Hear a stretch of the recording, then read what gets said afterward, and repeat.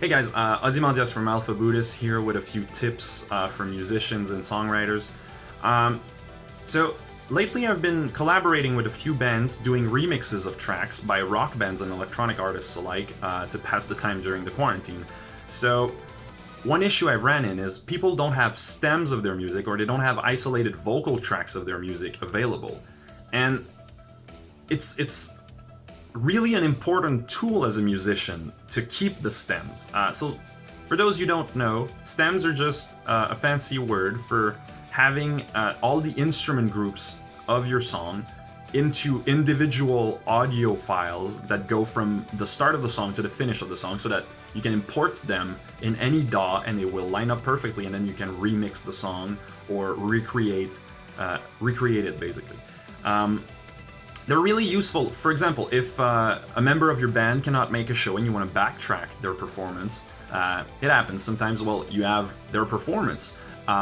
If somebody asks you, like me, to do a remix, well, you have the tracks you can give them to the person and they can do a better remix if they have the stems, whereas if they're only working with a master file, their options are limited. And also, it's kind of a backup in case the master of the song gets damaged or lost or stolen. You can say, you can recreate the song with the stems. Make sure you have the stems, not your mixing engineer, they're gonna lose them. Make sure you have the stems and that they are backed up, because if you don't have them at 3 different places, you don't have them.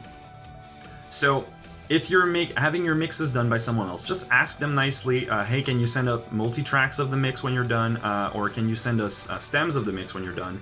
Most of the time they'll agree. They might charge you a little, but it's worth it, trust me. And if you're an electronic musician, keep the MIDI of your songs, if you're using MIDI in your songs to control synths or whatnot. Keep it, because if somebody wants to do a reimagination of your song, or if you want to go back to it later, and learn how to play it, well, you can just import that in a notation software and you'll have all the notes and be able to learn it. So just keep your MIDI before freezing your tracks. If you're gonna freeze all the project, just duplicate it, like save another version somewhere. So that was my tip. Also, if you want to collaborate, I'm happy to do it, so just send me a DM and we'll work something out. I can remix metal songs into electronic songs or vice versa. Yeah, stay synth, y'all.